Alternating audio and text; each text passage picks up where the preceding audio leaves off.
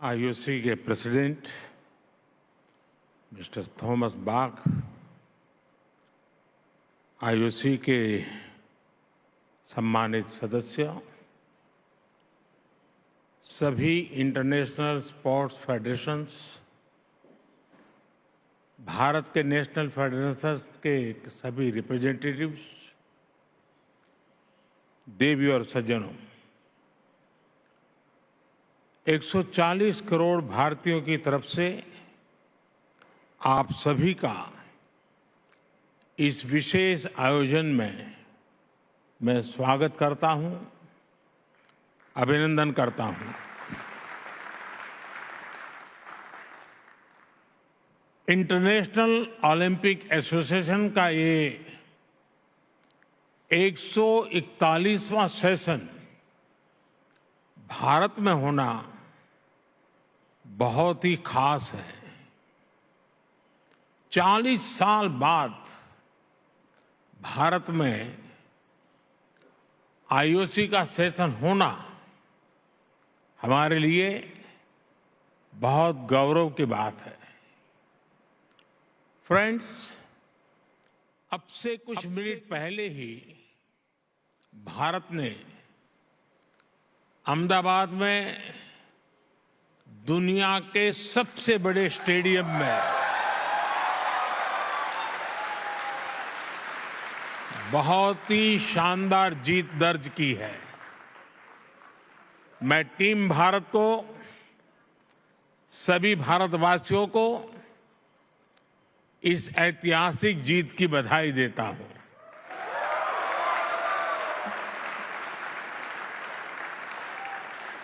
साथियों, स्पोर्ट्स भारत में हमारे कल्चर का, हमारी लाइफस्टाइल का एक इम्पोर्टेंट हिस्सा रहा है। आप भारत के गांवों में जाएंगे तो पाएंगे कि बिना स्पोर्ट्स के हमारा हर फेस्टिवल अधूरा है। हम भारतीय सिर्फ स्पोर्ट्स लवर नहीं, बल्कि हम स्पोर्ट्स को जीने वाले लोग हैं। और ये हजारों वर्षों की हमारी हिस्ट्री में रिफ्लेक्ट होता है। इंडस वैली सिविलाइजेशन हो, हजारों वर्ष पहले का वैदिक काल हो, या उसके बाद का टाइम पीरियड, हर कालखंड में स्पोर्ट्स को लेकर भारत की लेगेसी बहुत समृद्ध रही है। हमारे यहां हजारों साल पहले लिखे ग्रंथों में 64 विधाओं में पारंगत होने की बात कही जाती है। इनमें से अनेक विधाएं खेलों से जुड़ी हुई थी, जैसे horse riding, archery, swimming, wrestling. ऐसी अनेक स्किल्स को सीखने पर बल दिया जाता था। आर्चरी यानी धनुर्विद्या को सीखने के लिए तो पूरी एक धनुर्वेद संहिता ही लिखी गई थी। इस संहिता में एक जगह कहा गया है, धनुष चक्रंच कुतंच खड्गंच छुरी का गदा सप्तमम बाहु युद्धम शादेवम युद्धानि सप्तदा। यानी धनुर्विद्या से जुड़ी 7 प्रकार की स्किल्स आनी चाहिए, जिसमें धनुष बाण, चक्र, भाला यानी आज का जैवलिन थ्रो, तलवारबाजी, डैगर, गदा और कुश्ती शामिल है। साथियों, स्पोर्ट्स की इस हजारों वर्ष पुरानी हमारी लेगेसी के अनेक साइंटिफिक एविडेंस है। जहां मुंबई में अभी हम हैं, वहां से करीब 900 किलोमीटर दूर कच्छ में यूनेस्को की वर्ल्ड हेरिटेज साइट है धौलावीरा। धौलावीरा 5000 साल से भी पहले एक बहुत बड़ा और समृद्ध पोर्ट सिटी हुआ करता था। इस प्राचीन शहर में अर्बन प्लानिंग के साथ साथ स्पोर्ट्स इंफ्रास्ट्रक्चर का भी एक शानदार मॉडल मिला है। खुदाई के दौरान यहां 2 स्टेडियम सामने आए हैं। इनमें से एक तो दुनिया का सबसे पुराना और उस समय का दुनिया का सबसे बड़ा स्टेडियम है। 5000 साल पुराने भारत के स्टेडियम में एक साथ 10,000 लोगों के बैठने की कैपेसिटी थी। भारत की एक और एंशियंट साइट राखीगढ़ी में भी स्पोर्ट्स से जुड़े स्ट्रक्चर्स की पहचान हुई है। भारत की ये विरासत पूरे विश्व की विरासत है। फ्रेंड्स, स्पोर्ट्स में कोई लूजर नहीं होता। स्पोर्ट्स में सिर्फ विनर्स और लर्नर्स होते हैं।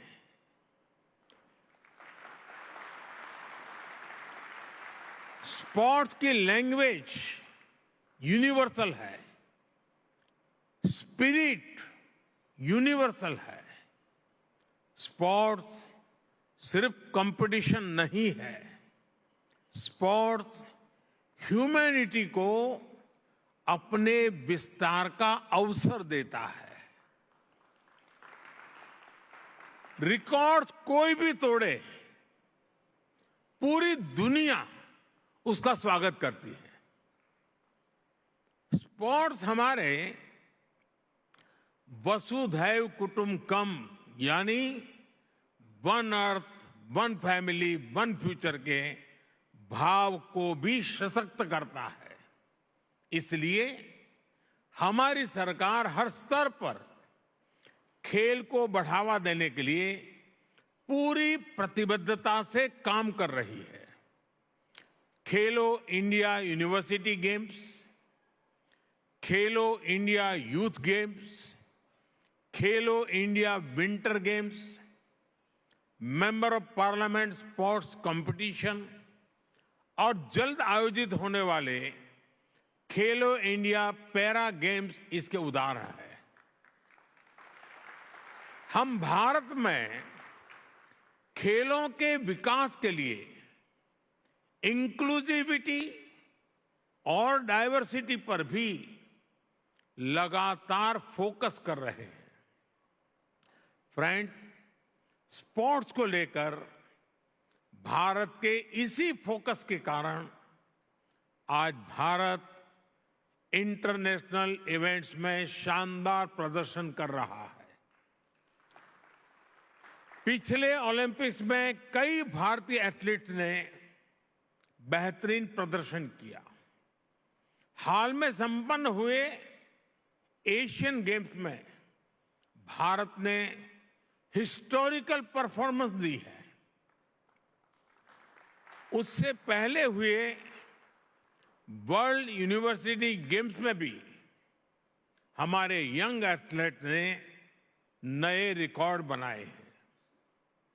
ये भारत में बदलते और तेजी से विकसित होते स्पोर्ट्स लैंडस्केप का संकेत है। साथियों, बीते वर्षों में भारत ने हर प्रकार के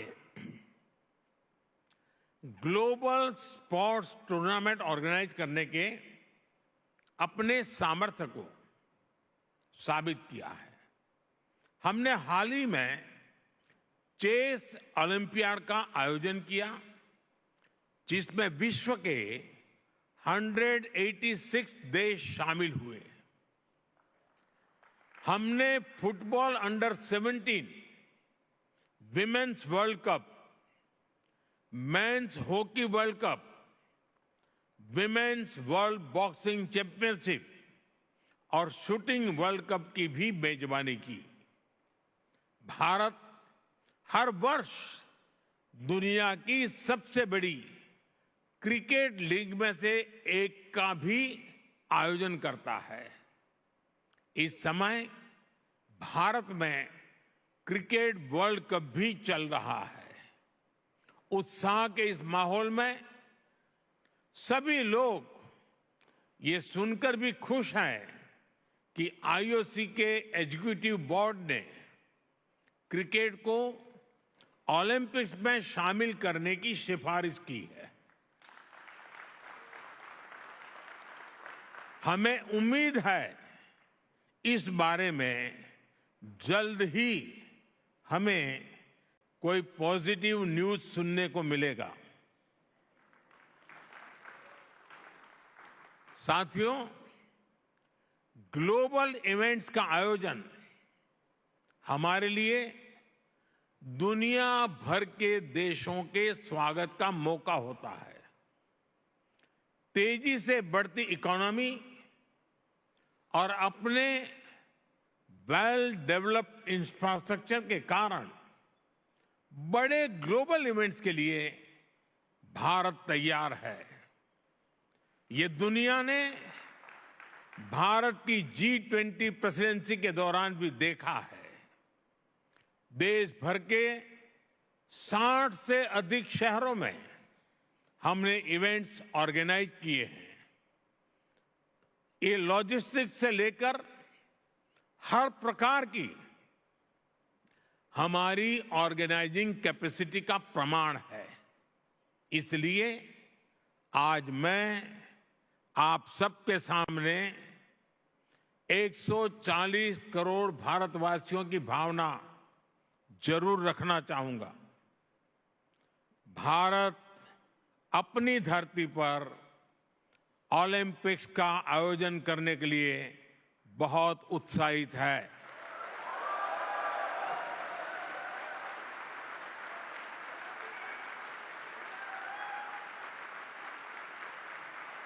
साल 2036 में भारत में ओलंपिक्स का सफल आयोजन हो, इसके लिए भारत अपने प्रयासों में कोई कमी नहीं रखेगा।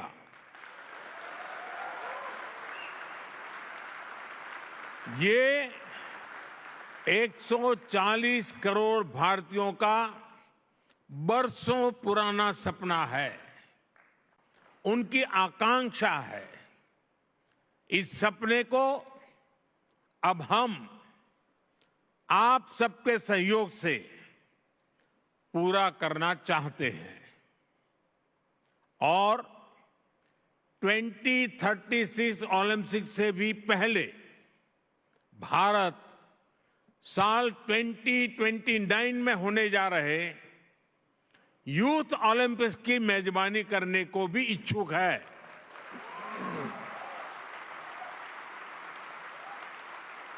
मुझे विश्वास है भारत को आईओसी का निरंतर सहयोग मिलता रहेगा। फ्रेंड, स्पोर्ट्स सिर्फ मेडल जीतने का नहीं, बल्कि दिलों को जीतने का माध्यम है। स्पोर्ट्स सबका है, सबके लिए है। स्पोर्ट्स सिर्फ चैंपियंस ही तैयार नहीं करता, बल्कि पीस, प्रोग्रेस और वेलनेस को भी प्रमोट करता है।